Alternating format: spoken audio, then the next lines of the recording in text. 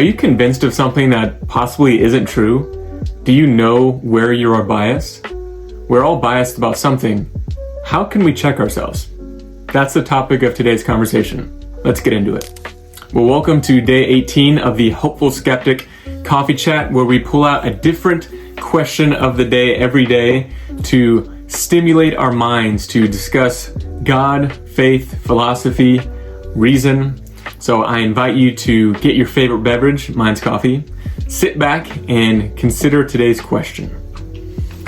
Today's question is a good one. How to be less biased, or how can we be less biased? Well, I think first we have to just humble out and admit that we have our own biases. It doesn't matter who you are biased in a buttload of ways that you probably are barely aware of. And so am I. We all are. And the goal of channels like this, or even a conversation of philosophy, is to hopefully find what is real and true about the world and ourselves, while hopefully taking the glasses of our biases off. So how can we do that? Well, first we have to consider what our own biases are. And I think an easy way to do that is to do some self-reflection. Where were you born? What were you raised believing? Where did you go to school? What political background do you have? What socioeconomic background do you have, or are you in? This and many, many, many other things can end up influencing how we see the world and be a lot of those biased glasses that we see the world through. And once you see that you have these glasses or these biases, how do you take them off? Well, first let me start out by saying I have my own biases. I have my own goals, and I've tried to be open even from the first video in this YouTube channel about things that I hope for, and those are biases of mine. I have a religious upbringing. I have been exposed to certain types of literature and teaching religiously, philosophically, scientifically, that may be different than you, and that shapes how I see the world. So I'm not coming at this saying I'm perfect, be like me, but these are some of the things that I've been trying to work on, and maybe it can spark you to work on some of your own biases as well. About 10 years ago, I started reading a book on atheism, and it was the first exposure I had to literature on atheism. And to be honest, it was pretty uncomfortable. At the time, I was fully convinced that the Christian God was real, and that was the only truth in the universe. And so to see somebody try to convince me that my own beliefs were incorrect was challenging. I then started listening to Christian versus atheist debates and trying to understand why somebody would be atheist. And I didn't think atheism was this evil set of people. I knew that it was just a worldview, and it was somebody that didn't believe, in theism like I did, but I was curious why they believed what they did. And over the coming years, I became more and more comfortable with hearing people explain why they thought my positions were wrong. And for me, that's actually been very helpful to get to a state where I'm comfortable having conversations with people of different backgrounds and beliefs and talk about why we disagree. And so for me, one of my biases was a Christian lens. The way I saw the world was through the lens of Christianity, through the lens of the Bible. And for me to even start having conversations like this, I had to be okay with taking that lens off for a second and saying, what if I'm wrong? What if this person that disagrees with me is correct? As uncomfortable as that is, what if I'm ill-informed or just flat out wrong?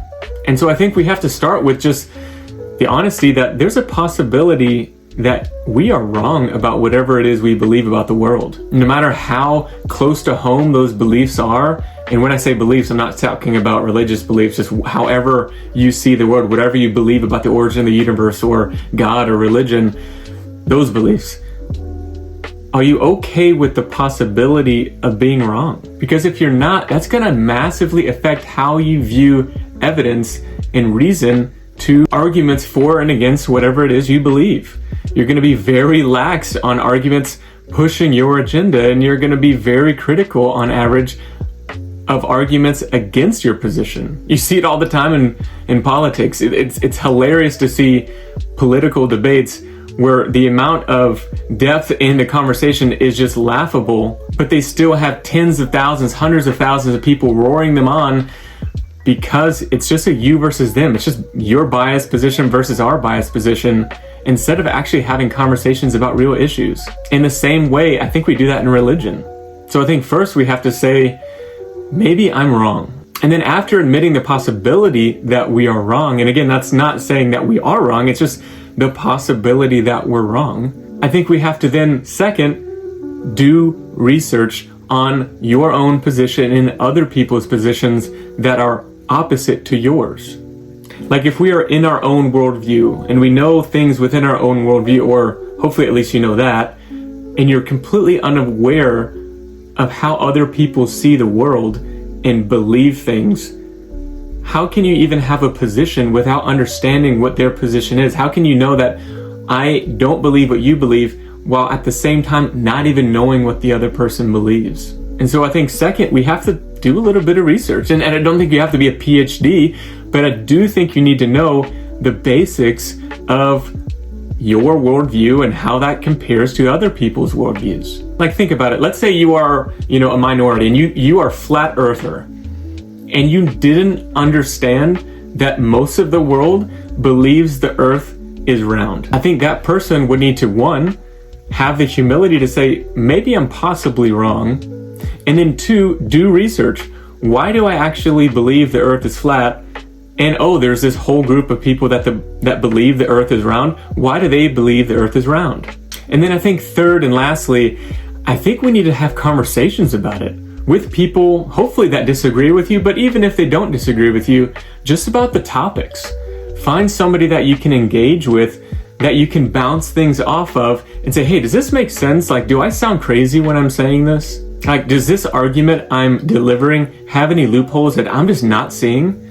Because I think it's pretty clear that many times we have blind spots. We all do, and maybe even a bias is another way of saying a blind spot. There's things that are so clear to us that we haven't actually even considered the possibility of there's just something we're not seeing in the picture, when somebody else many times can just point that off right off the bat. And the goal of not being biased isn't to change your worldview. It's just to hopefully deepen and strengthen the reasons you have for whatever worldview you do have. Because somebody that comes into a decision less biased, and I do stress that word less, is hopefully going to have better reasons of why they come to a conclusion than just, I've never considered the alternative to my worldview, and therefore that's what I believe.